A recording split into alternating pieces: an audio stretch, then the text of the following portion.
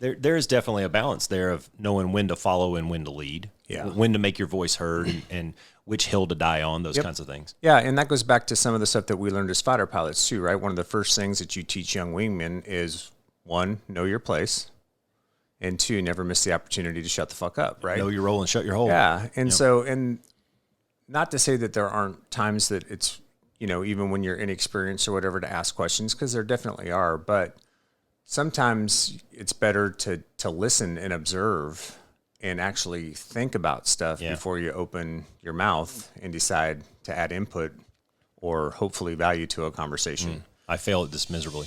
19, target south, 23,000. Big. 91, target north, move stack, 36,000, 13,000. Bang, 40 scope, short skate, hot, right. Break,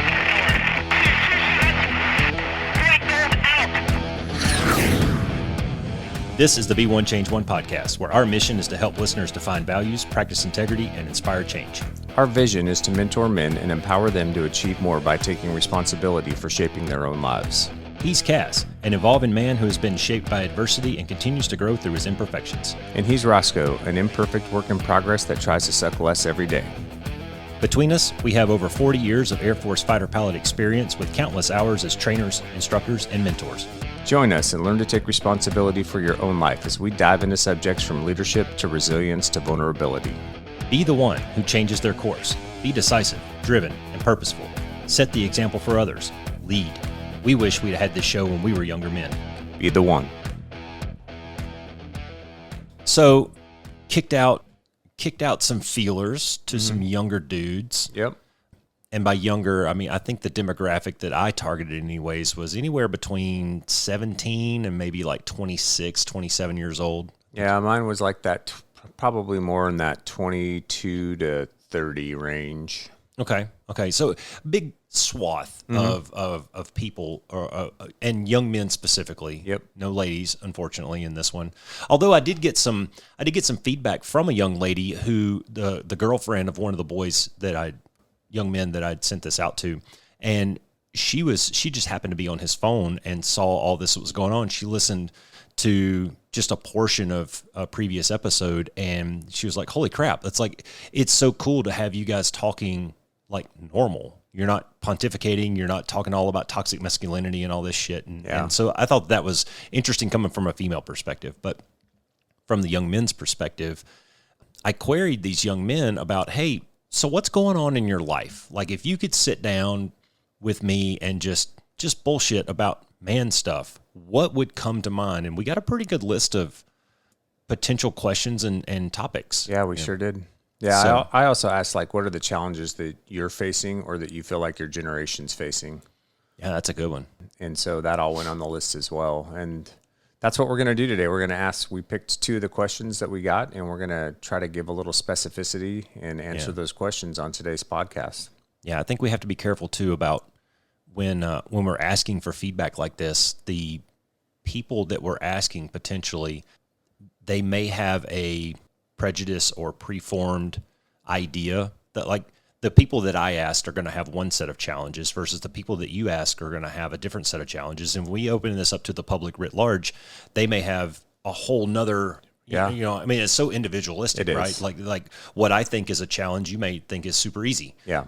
So we try to take that into account anyways. And we boiled this down to a couple of questions, and I think it's going to generate stimulate some really good conversations that's going to lead into the following episodes, which are going to get a little bit heavier, and then we'll try to lighten it up a little bit. Yeah, and just for the listeners out there too, if you guys have questions, we're going to do this on a regular basis in the podcast. So we're going to have episodes where we're going to pick questions that we're getting from the audience and try to answer those specifically. And so if you have questions, please go to the website, be1change1.com, and email Roscoe and I and give us your questions, and we'll try to get them on a future episode. Yeah, for sure. I like the spontaneity of it. I like the idea of generating different conversation, because I mean, you and I can sit around and we can talk cool guy shit all day, but this is, I mean, it gives me a reason to get back in the books and dig into something. Yeah, and do a little research. It's refreshing. It's good. All right. So why don't you lead us off, man? Okay. Well, the first question that we got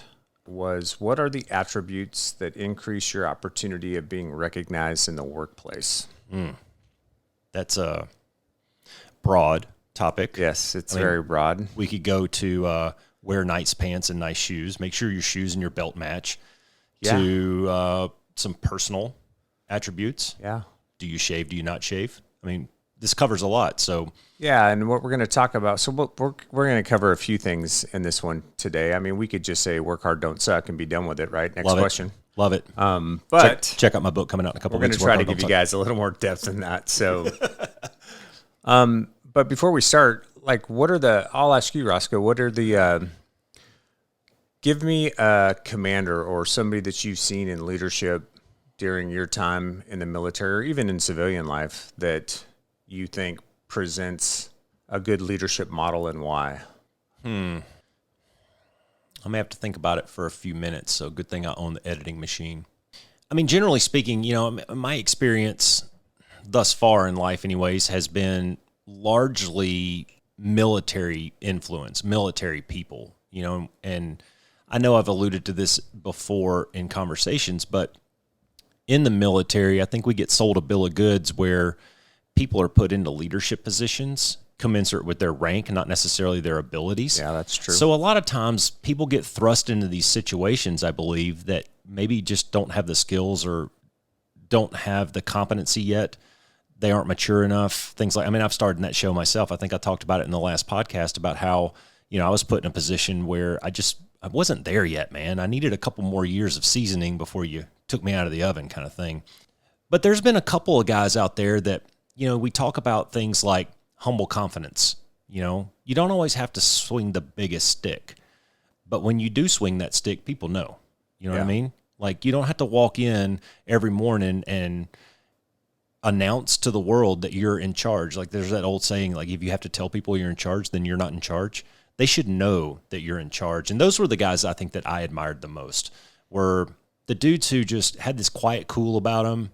When you're in a meeting with them, you can tell that they're just sitting there kind of taking it all in. And then when that guy makes a final decision, dude, that's it. And you just go execute on the decision. Yeah. Yeah, well, and I think that's good because one of the things that we'll talk about are just kind of 4 types of approaches that you can have, especially in the workplace. And, one of those is the aggressive one, which is kind of what you were alluding to a little bit in your example. You may have that guy that at work that's loud and boisterous and can never be wrong. And we'll get into the nitty gritty on it in a little later. And sometimes those people elevate, right? Just because they're the loudest voice in the room, right? Sometimes the squeaky wheel gets the grease. This is true. Yeah. But in my experience with those people, they may elevate, but they don't elevate for that long. They tend to fizzle out really quick because if that's the kind of environment that you create, you break trust with the people around you. You're not going to get the right information from people when you need it because people don't like you, and people will end up sabotaging you in a lot of different ways just because of your leadership style. Yeah. So that's a big piece of it. And let's not overlook the fact that as a leader, we're talking about attributes that help us get ahead in the workplace, right? And I think that if you're not going to your workplace every day in hopes of climbing up and producing more and being a better team member, whatnot, whether that ends you in a leadership position or just a highly valued teammate, one of the things that you can't really discount is you kind of need that group that rallies around you. Yeah. You want people to like you. And I'm not saying that you need to go in there and kiss everybody's ass to make them like you, but there's part of that in leadership anyways, where if you're inspiring people to follow you and to help you advance the cause, that's one thing, but you can absolutely inspire them to spite you as well. You can, totally. And that's where I think the aggressive guy probably ends up on that side of the argument more. Well, and that goes back to humility, right? Which you spoke about just a second ago. Mm-hmm. And one of the best quotes that I have that I really love is that no one cares how much you know until they know how much you care. That's good. See, it's about the people. And that's right? really fundamentally what it's about. And, for the listeners out there, you may not be in a leadership position, but maybe you're aspiring to it. I know one of the questions we had was, how can you get promoted without begging for a promotion? Yeah, exactly. Well, a lot of that is just in how you show up. So let's talk real quick in just some general terms about kind of the 4 types of approaches that you typically see in the workplace, right? So you have passive aggressive, you have passive, you have assertive, and you have aggressive. Another question I got was, how do you go from being, where's the balance between the passive guy, who wants to be recluse and off to himself and doesn't want to ruffle any feathers, or the aggressive guy that tries to be the loudest guy in the room and just runs shotgun over everybody? There is definitely a balance there of knowing when to follow and when to lead, when to make your voice heard, and which hill to die on, those kinds of things. Yeah, and that goes back to some of the stuff that we learned as fighter pilots too, right? One of the first things that you teach young wingmen is, 1, know your place, and 2, never miss the opportunity to shut the fuck up, right? Know your role and shut your hole. Yeah, and so, and not to say that there aren't times that it's, even when you're inexperienced or whatever, to ask questions, because there definitely are. But sometimes it's better to listen and observe and actually think about stuff before you open your mouth and decide to add input or hopefully value to a conversation. I fail at this miserably. So let's talk about the passive aggressive person first. Okay, so when we talk about passive aggressive people, at the bottom line is their behavior or tone doesn't match what they are conveying. So how many times have you gone home to your wife or your girlfriend and they're pissed about something and they are, and you're like, hey, what's wrong? And they go, fine. I'm fine. Nothing's wrong, right? But their arms are crossed and they got the scowl on their face. That's passive aggressive, right? Yeah. Their behavior does not match. Fine. Go four-wheeling with your buddies. Yeah, I don't care. Dude, if you go four-wheeling at that point, you are fucked. Yeah, you're screwed. Find out what's going on. That's it. But, that type of behavior, and if you're a passive-aggressive person, let's break you out of it, right? Because that type of behavior is typically, those people typically have a certain amount of resentment, and they generate a lot of resentment too, right? Because you can never get an honest answer out of them, and you have to play with, I got to guess what mood so-and-so's in and why today, because they can't be honest about where they're at with something. They tend to be very anxious. They also tend to be very manipulative, right? Because they want you to figure out what's going on for them without having to tell you what's going on for them. And they manipulate a lot of situations just by doing that, by having their behavior not match what they're actually thinking or feeling. And so you get a lot of mind games with that. I want to go back to something you just said, though, and I was going to hit on it anyway, but you mentioned it. Throughout all of these episodes, and where I envision this going, if we do 5 episodes or if we do 500 episodes, I think that there's going to be some key themes that pop out of here. And one of these is going to be honesty, right? And it's both honest with your environment, your people, and honest with yourself. And I think that person that you're talking to right there, they're just not honest brokers. Yeah, like you said, they're trying to have you solve the problem when in all honesty, it's on them. It's the example of going home to your wife. Like, I don't have a problem. I just asked you what was going on, and you're going to give me this passive aggressive. I'm fine. Go forward with your buddies. I don't give a shit if you go drinking all night. Well, yeah, you clearly do. Right. So you're not being honest with me here. So be honest. Yeah. Don't expect me to read your mind. That's right. Then you have the passive person. This is nice guy syndrome, right? So this is the guy that wants to please everybody, wants everybody to like them. They avoid conflict, which means a lot of times they won't stand up and speak their minds or add valued input because they don't want to. They'd rather get along than ahead. And for those guys too, right, it's kind of the same thing. A lot of that will lead to resentment. They feel like they're not heard. A lot of times they're not speaking their truth. A lot of anxiety, a lot of helplessness with those folks because they feel like they're kind of stuck in a rut. But they're so worried about pleasing everybody else and being likable that they never get out in front of things, and really express themselves in a way that's value added.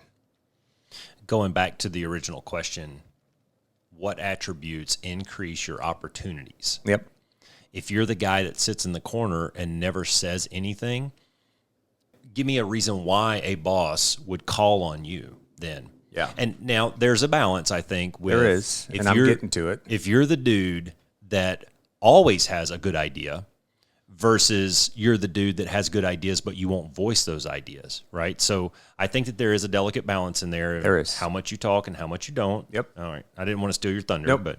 And so we'll talk about the aggressive one next, right? Now, being aggressive, this is not a productive communication style or behavioral style in the workplace. Aggressive is good on one-on-one competition. Like if you're out on the basketball court and you want to be a little aggressive, that's fine, right? Sure, or on the football field, place. right? Or doing BFM, like I'm going to kick this guy's ass today. That's okay, right? But there's a time to push it up. There is. But oftentimes with aggressive behavior, it's going to lead to isolation, right? People aren't going to trust you.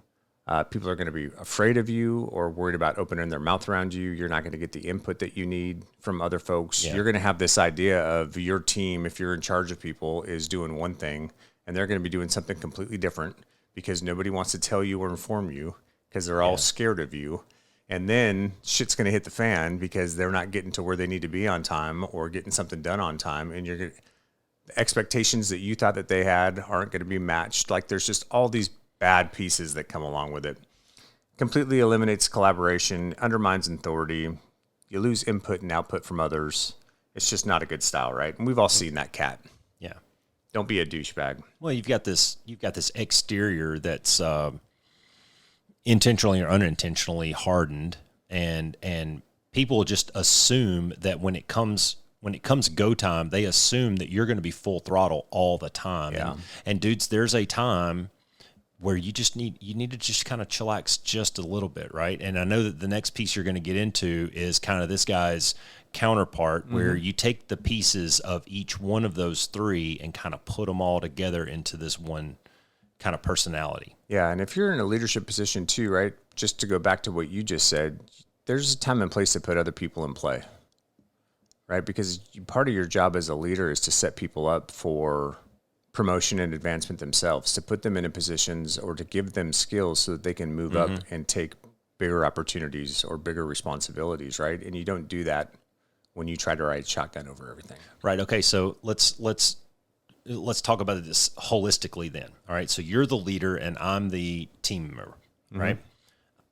What attributes can I portray that increase my opportunities so that you will put me in that position? Right. Like you were just talking about, you want to give me opportunities to shine. You want to inspire me or give me a chance to give me enough rope to hang myself, right? So what can I do to give you the idea that I deserve that? So here's the balance, right? So between the passive side and the aggressive side is the assertive attribute.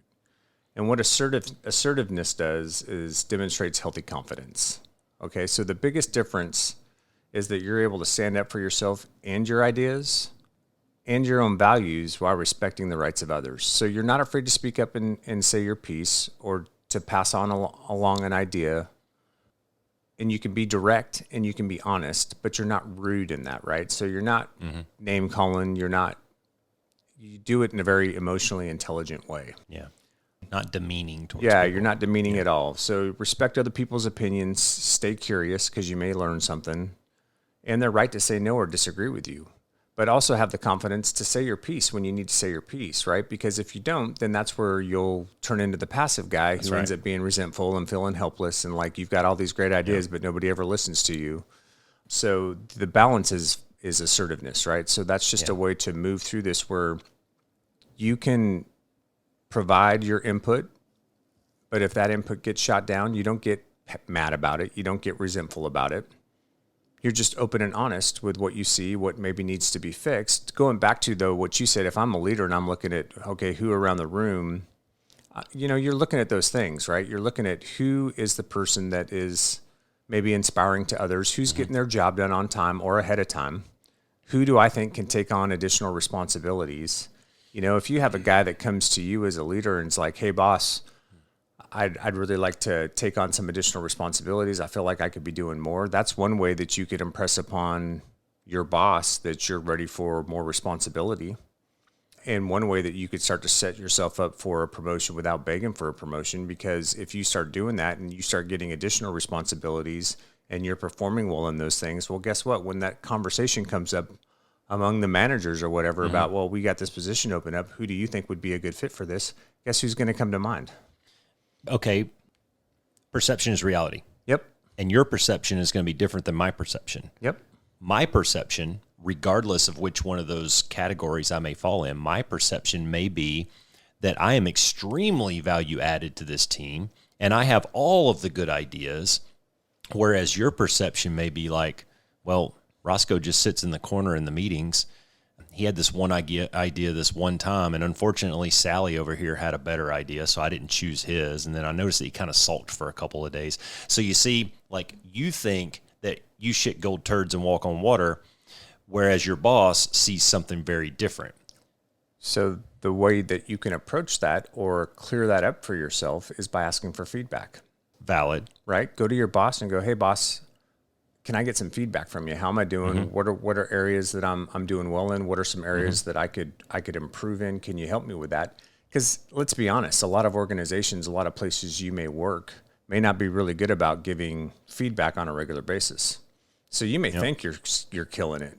And just like you said, Roscoe, you could be absolutely right. You could think you're killing it, and your boss has a completely different perception. That's right. And so go have that conversation. Go ask those questions. Find out what your boss thinks you need to work on, and then circle back. Give it a month. Yeah. Work on those things, and then go back to the boss and go, hey, boss, we talked about this a month ago. I've been really working on this. Have you seen improvement, or is there other things that I can be doing? And start to have that feedback loop. That's going to let them know that you're engaged, that you have a desire to do well and to do things in the manner that they're expecting. And it's also a way for you to make sure that you understand exactly what the expectations are, right? So that you can meet or achieve those expectations. Yeah. When I was coaching the boys, I had Coach White's big three and Coach White's little three. And Coach White's big three were attitude, attention, and effort. 3 things that require zero talent. So I don't care who you are in the workplace. I don't care what you do for a living, what your job is. Those 3 things are 100% perfectly in your control, and nobody else can influence them. You can always show up with a good attitude. So when Sally's idea got picked over yours, you don't sulk for 2 or 3 days. You smile and say, cool, Sally, how can I help you? Yeah. Right? That's having a good attitude. Show up with a smile on your face, ready to do work. And then the effort piece of it, that is usually undeniable.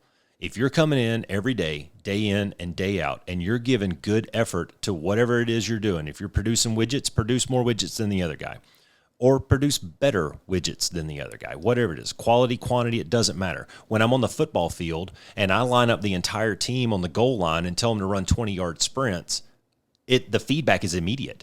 You don't have to come to me at the end of the day to ask me, Coach, how did I do today? You can just look to your left and your right. Where did you cross the line? Did you cross the line in the first third or the bottom third? So some of these things speak to themselves. Some of these things are instant feedback. And this is where I kind of go with it is instead of relying on someone external to you to give you that feedback, I would really hope that I could teach a young man or inspire a young man to become self-aware so that he knows innate to my own personal values, my own personal showing up every day. Did I do a good job? Yes or no? And generally speaking, you kind of know. Like if you're honest with yourself and you look at yourself in the mirror at the end of the day, you'll know. Did you leave it all on the field or did you have some in the reserve tank? Yeah, totally. And I think the other piece of that too is be consistent. Because if you're consistently good, right? Yeah. Like don't just have a good week. Have a good year. Have a good year. Like be consistent in what you do. Be consistent in the product that you present, right? Make everything as tight and as good as you can all the time. You got to go into it with that type of effort. Because if you lack that consistency too, it's just like in the fighter community, man. We were evaluated every day on briefs, debriefs, how we executed. And guys may go out there and have a great day every once in a while, but if it's not consistent, well, guess what, man? You're not next for upgrade, right? You're not next in the queue. You're not on the A team when the balloon goes up. You're the dude that's going to be in Mop 4 hoping the base doesn't get kimmed in Korea, right? That's right. Instead of flying to Japan and having some sake after every sortie. So, all right. So wait a minute. Hold up. I like to tell stories. So cool guy story. So there I was. No shit. True story. I'm like an A1C, right? I'm an E3 in the Air Force. I'm shit. I'm one of the lowest guys on the flight line. And one of the additional duties that we had that would routinely come up was hangar detail, which means you're basically the janitor. You work for this one like tech sergeant or whatever, and he comes up with the tasks that need to be done. Sweep the hangar, mop the hangar, clean the bathrooms, whatever, take the trash out, whatever it is. So I got put on hangar detail one day as an A1C. And I'm in there cleaning toilets and mopping the hangar floor and it's just miserable, right? Mm-hmm. This is like I signed up to work on airplanes. I didn't sign up to clean shitters, right? So at the end of the day, I go into my flight chief And I said, dude, I don't know what I did to piss you off, but I don't want to do that shit anymore. He goes, sorry, dude, it's your turn. You're an A1C. Get back on the flight line, shitburger. Fuck, all right. So I changed my tactics just a little bit. Started getting in the books a little bit more. Started volunteering for some of the harder jobs. Started maybe staying a few minutes after to help other people with their forms or clean their jets up or put their tools away or whatever it was. Just putting in a little bit more effort. Well, guess what? The next time it came my turn on the rotation to do Hangar D, magically, the flight chief had something else for me to do. Yeah, imagine that. So there's an example, just a little bit of an example of if you just change your attitude and give a little bit of effort, control what you can control. I can't control what the flight chief is going to do and what his Hangar D schedule is, but I can control my inputs and outputs. Yeah, well, and you read my mind, because the other piece of that I was going to talk to is you may not be in a leadership position, but if you want to set yourself up, collaborate. Like help your teammates out, right? If you're done with work or if you've got a project that you're working on and you're ahead of schedule, jump in and help somebody else. Like bosses will see that. They'll recognize that. And then all of a sudden now they see you're not just doing great work, but you're a team player and you're popping in and helping out wherever you can, and you're getting stuff done, helping other people get stuff done. That's what they're looking for, man. Oh, by the way, it speaks to your character. And it totally speaks to your character and your work ethic and your effort and your drive and your investment in the organization and all of those things, right? So collaboration is another really big piece to how you can do that, as just showing up and being a good team member.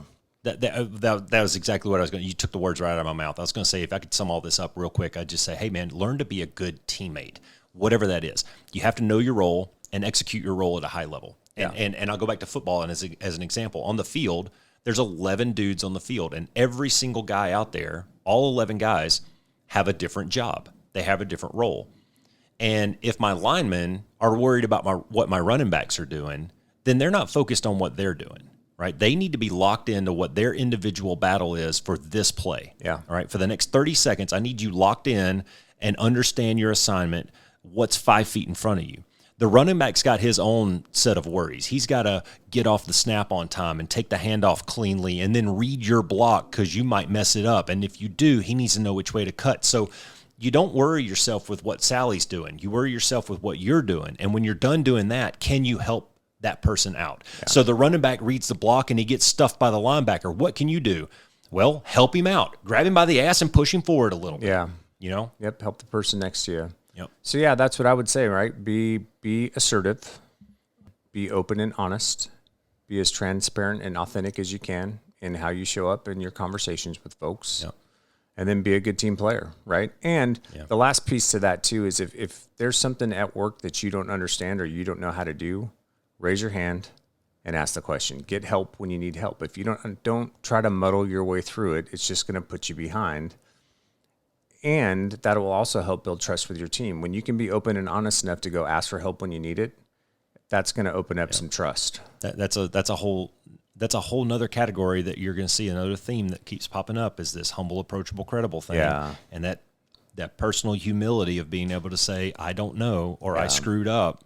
And humble, approachable, credible is a good mantra to kind of, I think, approach the workplace with in general. Mm-hmm. And maybe down the road, we'll dedicate an episode to just talking through those three things. Those are definitely three, I'd say, character attributes that would definitely highlight you for the right reasons. Yeah, and sure. You know, just kind of tying this all up and kind of putting a bow on it for a second. How do we get there? How do we become this assertive guy and not the passive guy? How do we know the difference between the three? And I say it all comes down to your individual mindset, right? And part of the mindset that we used to have flying pointy-nose jets was you have to be driven. You have to be growth-minded, for one. You have to have a little bit of humility and a little bit of vulnerability mixed in there. And there's a whole list of these things that... A lot of self-discipline. Self-discipline, you know, all these deals. But really it comes down to, at the end of the day, it comes down to what's your attitude and how much effort are you giving. Mm-hmm. Success is going to be a product of consistently over time, how much self-discipline do you have, how much commitment do you have, and how much effort do you give.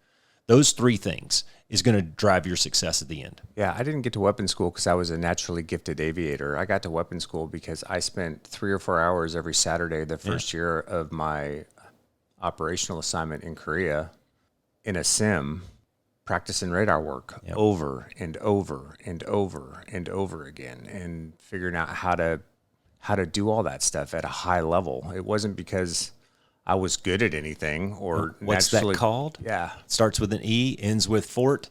Effort, That's right. And here's the other piece of it. So as a young guy in a fighter squadron, you're going to fuck it up.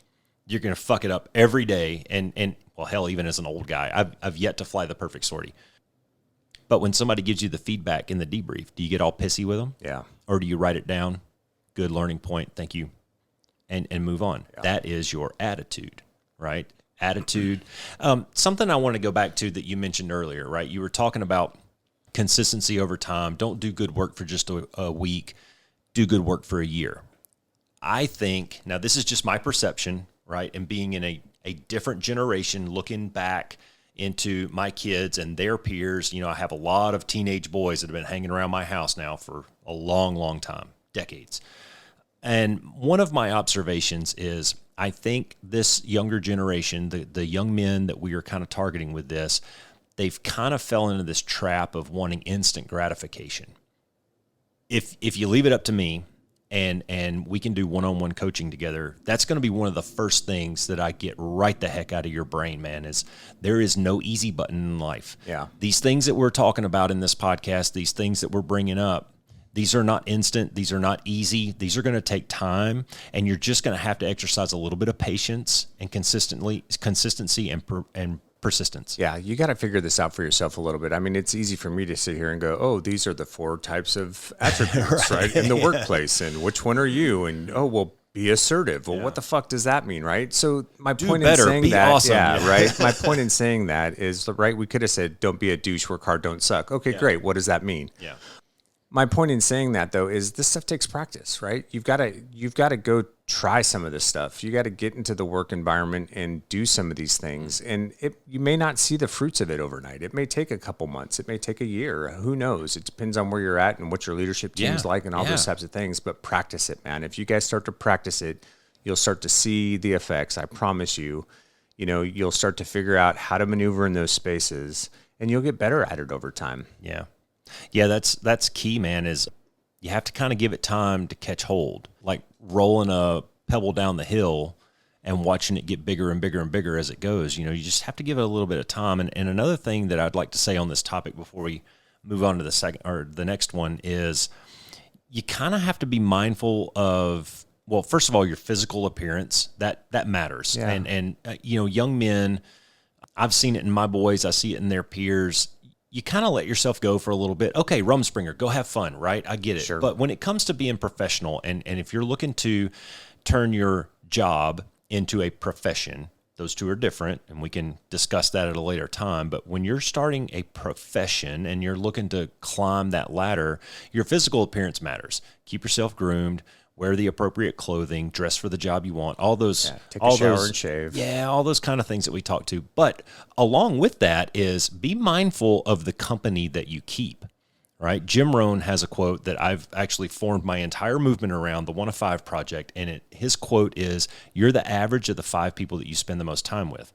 And when you think about it, when you dig down to it, I want you to sit there and I want you to really do some introspection and think about, who do I spend the most time with, whether it's online in a video game or on social media or sitting around my living room watching a TV. And how do you take on the characteristics that those other people portray? Are we all sitting around eating Popeye's chicken? Are we all cussing like sailors? Have we all gained 5 pounds? Do I do this stupid little smirk with my face that he does with his face because maybe I thought it was cool, or whatever it is, So being mindful of that and surrounding yourself with the right people versus the negative influences or the not so good influences, or even the neutral influences. Neutral's not going to get you there. You need somebody who's going to help you move in the direction that you want to go. Yeah, agreed. All right, let's move on to the next question. All right.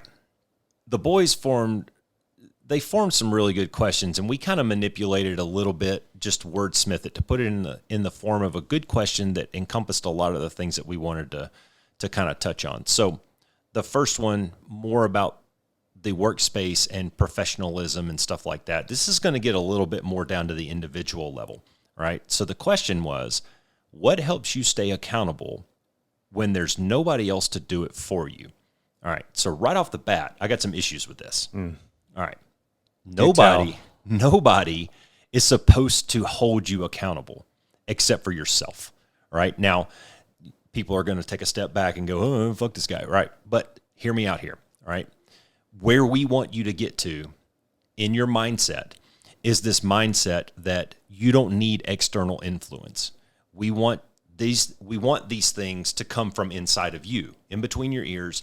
You are the one that has the self-discipline to make these things happen. You're the one that knows at the end of the day whether you did right or you did wrong or you did everything that you could. Yes, we are trying to get you to a place where you are taking responsibility for your life, your actions, and your decisions, and it's not anybody else's fault or anybody else's problem. It's just yours. Own it. Stop being a victim. Stop blaming others. Own your shit. Yeah, don't blame, because blame's nothing but an excuse. Yeah.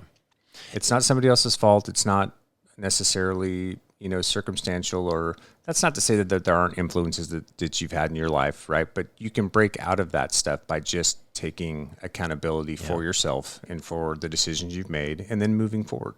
Well, one of the questions that we had that we didn't necessarily select to go into this was, how do you have an adult type mindset?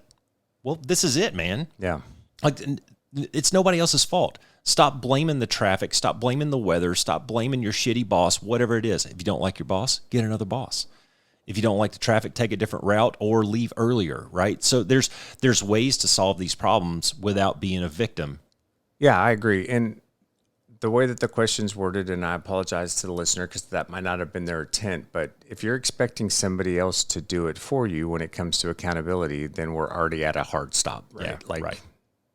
Like we got to back up the truck a little bit. So now, that's not to say that it's not important to have a support system around you that helps you with accountability.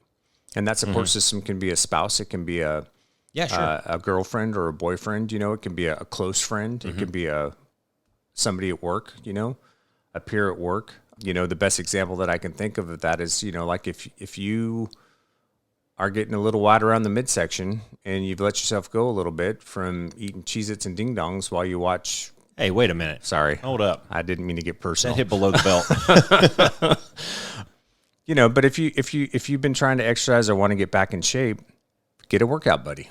Have somebody that's going to hold you accountable for showing up to the gym at 5 o'clock in the morning before you need to drive to work or whatever the time is that works for you, right? There is something to be said for having a support system, but at the end of the day, the accountability lies with you. Well, and there's so much out there that can help you out. There's technology. You can download an app that announces on your phone. It'll turn your phone screen red or something and say, "Hey, fat ass, go to the gym."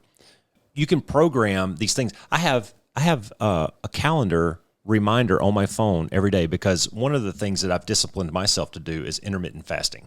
I have an eat window from noon to 7 p.m. every day. I don't eat before noon. I don't eat after 7. Well, I've gone to bed without dinner a few times because this is ownership. I fucked up the timing, and before you know it, I'm looking at my watch going, shit, it's 7:05.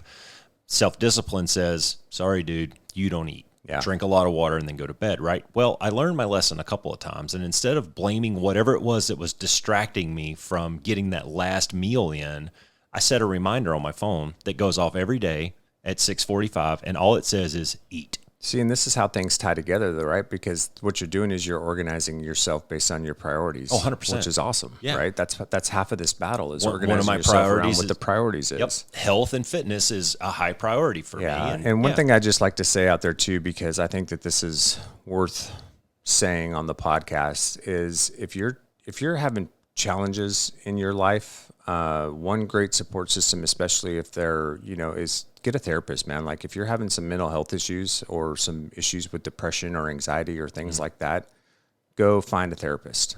A good therapist can do a lot of great work for you. They can build tools for you that can help you overcome a lot of those things. There's a word that we've already talked about in this podcast that's going to help you with that, and you have to develop this.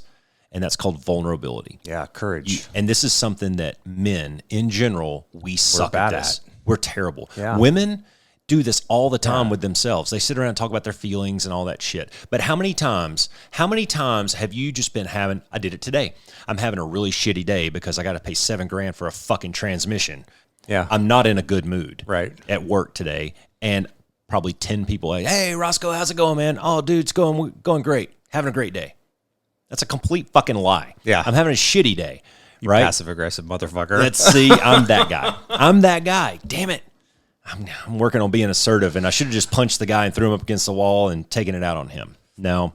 But this is something that men, I think, we suck at in general, is just being vulnerable and talking about those things. And you're talking about getting a therapist. Hell, you can do it with, I've shared stuff with you. Yeah. Because sometimes you just need to get that shit out, man. You know, get it off your chest. Yeah.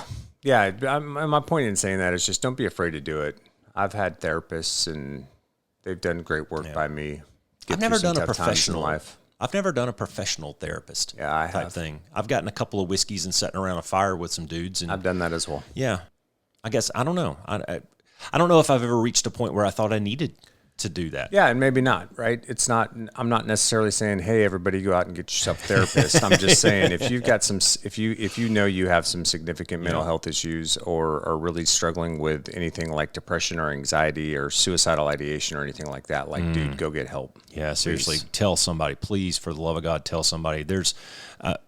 There's so many different resources out there for people, 1-800 numbers and websites, and fucking call me. And the point is you can overcome all of these things, right? Yeah. And sometimes it's just a matter of having somebody who can understand some of the obstacles that you have in life and then give you the right tools in order to start to work towards getting to a better place. So I just want to throw that out there. Yeah, that's great, man. And I was reading this book the other day called The Everyday Warrior, and he was talking about the difference between peak performance and optimal performance. And he makes a distinction where he wants to encourage people for optimal performance, because when you talk about peak performance, just if you think about it in terms of like a mountain, the peak, you can only go down from there. Whereas optimal performance, you can sustain that over time, right? Well, the said can be true for the valley as well. So if you're at a low point in your life, man, try to get to a point where you can have a positive outlook on it and go, look, I can't go any lower. The only place I can go is up. Go up. Let me talk to somebody and start that transition towards an upward trajectory and get back up to my optimal performance levels. I agree, man. So what are some other ways, Roscoe, that you can stay accountable when there's nobody else in the room watching? Well, one of my favorite discussions is, I think I talked about it on the last podcast, was the difference between motivation and discipline. Motivation is an external force getting you to go and do whatever it is you need to go do, whether it's wash the car or do the dishes or whatever. Last night I'm sitting in my chair. I just got done watching Jack Reacher, which was a great movie if you haven't seen it. And I was really unmotivated to do what it was that I needed to do. I had a couple of tasks left on my to-do list for the day, and I was really unmotivated to do it because I was kind of taking a lazy day. But where I need people to get to is the discipline piece of it. And the difference between motivation and discipline is an internal force. Discipline comes from between your ears. Discipline is your internal workings that are telling you, dude, you got to get this shit done. Yeah. Nick Saban, I'm a football guy, right? So I'm a Bama fan. Guys, don't egg my house, all right?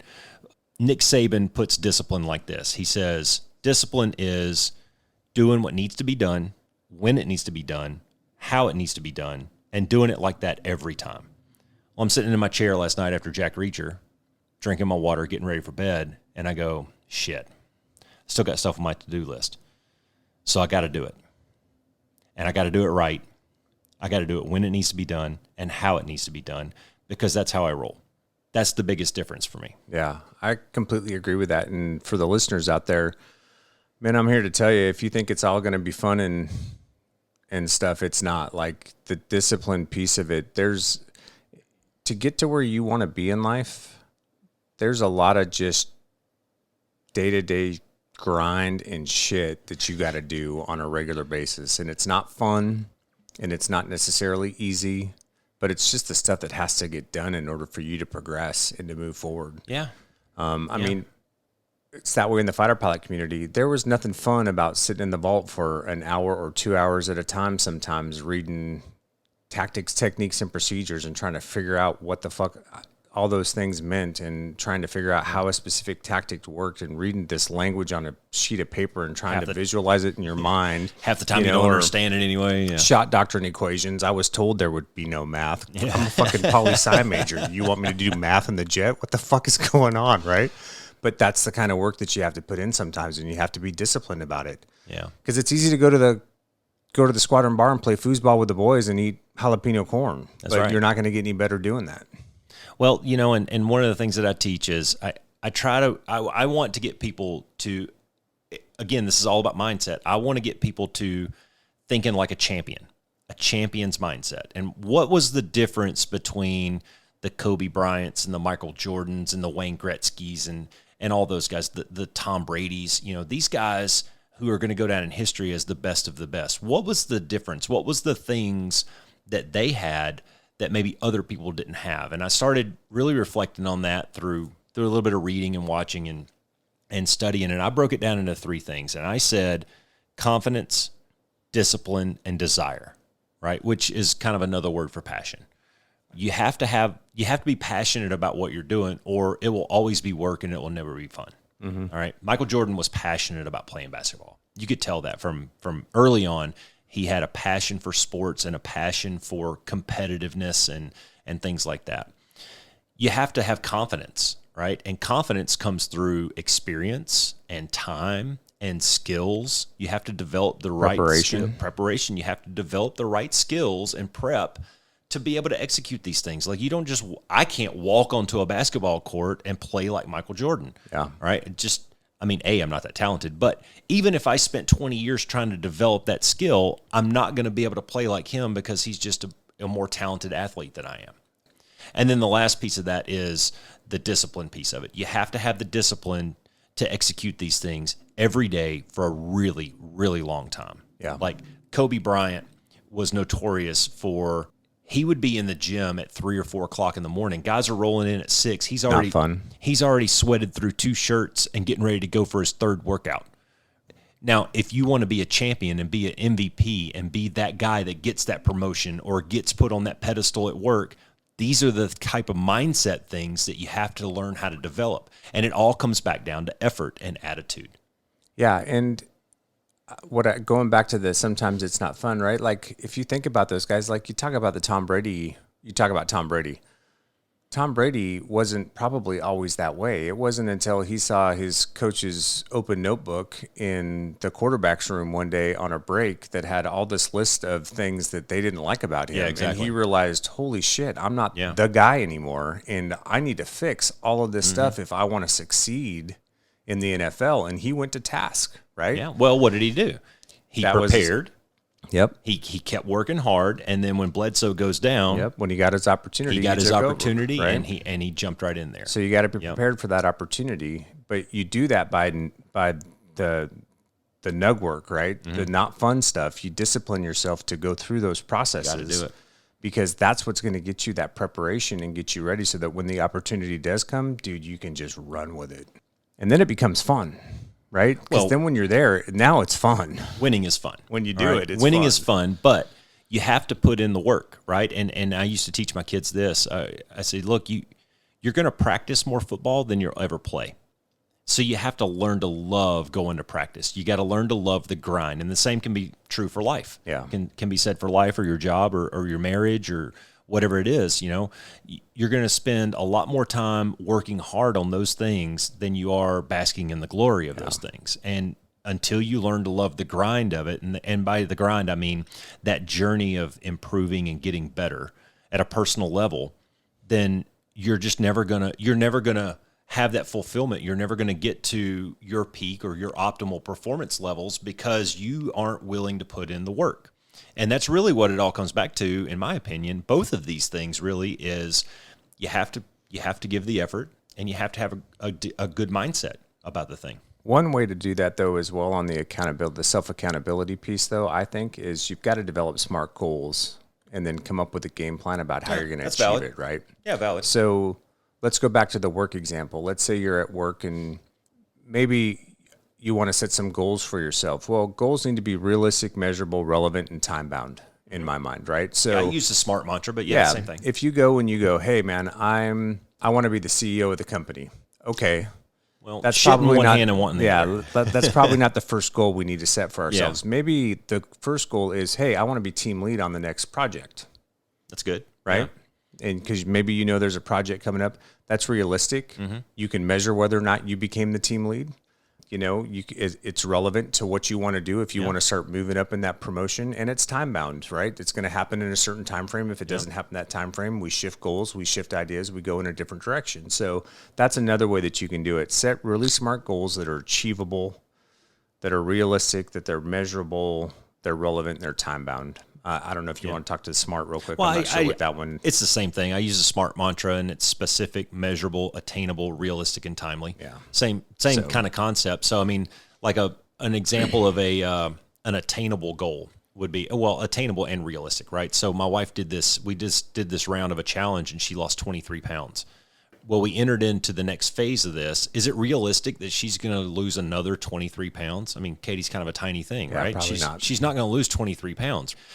A more attainable and realistic goal would be, I want to increase my 5K time during this round, or I want to tone up my arms a little bit. Yeah. And it's kind of subjective, and it's not as specific, but definitely something that you could work towards. It's a little more reasonable. And maybe not, I'm going to shave 5 minutes off of my 5K time, but That's maybe valid. 30 seconds, That's right? valid. Yeah. Something to work for, something, a carrot to chase, for lack of a better term. So hopefully that helps folks out there as well for the accountability piece. Yeah, 100%. So inside, internal to the individual, what are the things that help us do what we've been talking about? How do we measure, or how do we define these things inside of ourselves that get us going towards making a better appearance at work? So the biggest piece of this for me is defining your own personal values. So values are going to give you those left and right boundaries and a guide for your decision making. And what values do, if you can define your individual values, then you can align your behavior in those values. And it's going to give you a bunch of clarity. And what I like about defining values for yourself as an individual, in fact, I just did this with a guy about a week ago, and this is the comment that he made to me, is I think we all know to a certain extent, kind of intrinsically, maybe what our individual values are, but until you go through that thought process of actually putting it down on paper and really get into the nitty gritty of what are the values that you have, what are kind of the sub values or skills that kind of been underneath those, it's somewhere back in that subconscious. But when you do the work and you actually define values for yourself, all of a sudden, dude, it's at the front of your mind. Now it becomes super, you're hyper aware to it. And so the clarity that comes with that helps you align your behaviors to walk in those values, right? And those values, oh, by the way, going back to our first question, those values can greatly affect how you show up at work. They can separate you from your peers for sure. They can separate you in a heartbeat, right? So we talk about humble, approachable, credible, but I don't really think that you can separate personal values from professional values. It's all one and the same. Those things all been underneath my value system in certain ways, but defining personal values, I think, is the biggest piece to being able to have that to start to build that self-discipline and personal accountability, because you'll know if you're making a decision or you're doing something that's not in alignment with yourself. Yeah. Well, I mean, your values, the simple ones, your personal integrity and your commitment to whatever it is, whether it's a relationship or your work or your physical fitness or your mental fitness or whatever it is. I mean, these kinds of things are what are going to drive you to be a little bit better every day, and they're going to drive your decisions. They're how you show up in life every day. And if you develop a good set of values and you work hard to measure yourself by those values, then all of these things that we've been talking about become a little bit easier, I think. They do, for sure. And it helps you align your behavior and you'll also know the nice thing about defining your values too is you'll know when you're not operating in your value system. Well, you should, if you're honest with yourself. It'll become very apparent to you really quick. Yeah. Well, that's good, man.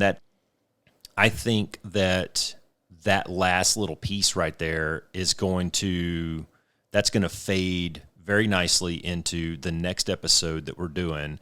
And the next episode is we're going to take all these things that we just talked about, and we're going to really go through the process of how to inspect yourself so that then you can define your values. So this self-inspection process, what it means, how do you do it, kind of a step-by-step walkthrough of, man, you got to look yourself in the mirror sometimes, and you got to be brutally honest and get right down to the nitty gritty of it before you can move through any of these exercises that we've been talking about and that we're going to talk about. That to me is kind of step one. Yeah, I agree with you. And so the next 2 episodes, we're going to go through self-inspection first, and then we're going to walk you guys through the thought exercise of defining your values. And these episodes are a little deeper, a little heavier in the content piece of it. They're going to require a little more effort on the listener's part because there's a thought process that goes along with this. There's a little bit of a thought exercise that goes along with both of these. But that's what we got coming up next. Yeah. Parting shots? I know. Great discussion, man. Always good to have you across the table from me. Be the one. Be the one. Thanks for flying with the Be One Change One podcast. If you got something out of this show, then be the one and share it in your circles of influence. You can be our wingman through our website at www.be1change1.com. That's B and the number 1, change and the number 1.com. We invite you to be the one and join our fighter squadron on social media at Be1 Change One on Facebook, YouTube, and Twitter. You can follow us at Paul Roscoe White on Facebook, Instagram, and LinkedIn, as well as Roscoe's website, www.paulroscoewhite.com. You can email us from the website, and please leave comments, share, and ask questions, or leave ideas of things you would like to discuss on future podcasts. Most importantly, be the one that helps us win the algorithm by leaving a review on whatever platform you're listening on. Thanks for joining. Until next time, be the one.